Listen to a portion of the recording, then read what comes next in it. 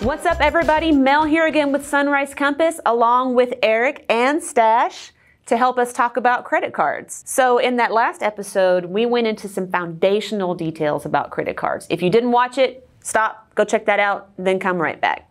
But now let's frame it in terms of D365, because that's our world, right? So who are those players that we're dealing with here?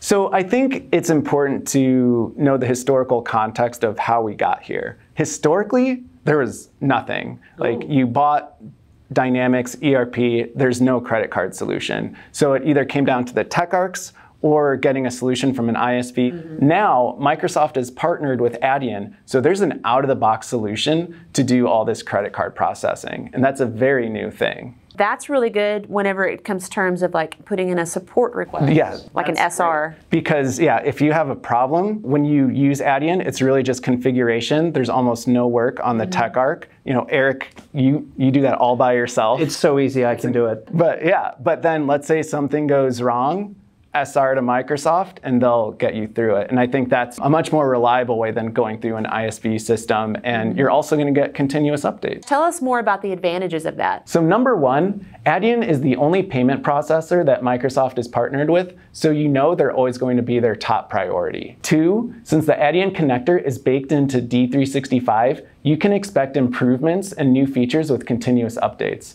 For example, day one, there was no incremental capture. Now we got it.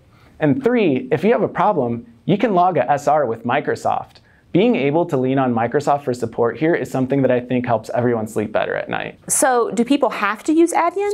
No, there's other options out there. ISVs, there are some disadvantages though, regardless of the solution that you go with. Yeah, and I would say it's just like picking any ISV versus going out of the box. You know, first of all, ISVs cost money. They're not free. It's more moving parts. You're going to have to check it in. It's additional code to manage and troubleshoot.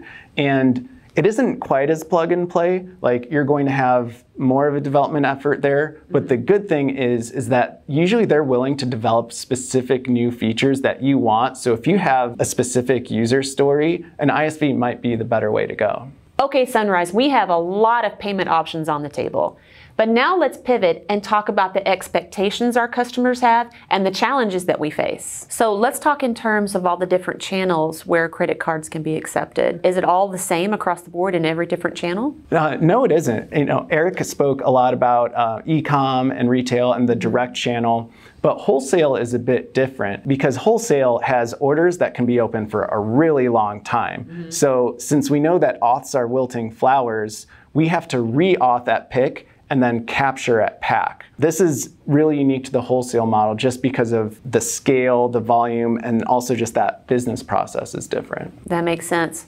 And also in terms of omnichannel, especially in the last year or so, we've made a lot of improvements to the omnichannel payments. What are some important ones in your mind? Yeah, so we talked about auth and capture in the first segment, just kind of gave an overall view of what that looks like. In the scenarios that Stash is describing too, with shipping from a DC, for instance, maybe you're also coming out with part of the order being fulfilled by a store, for instance. Like from DOM. From DOM, exactly.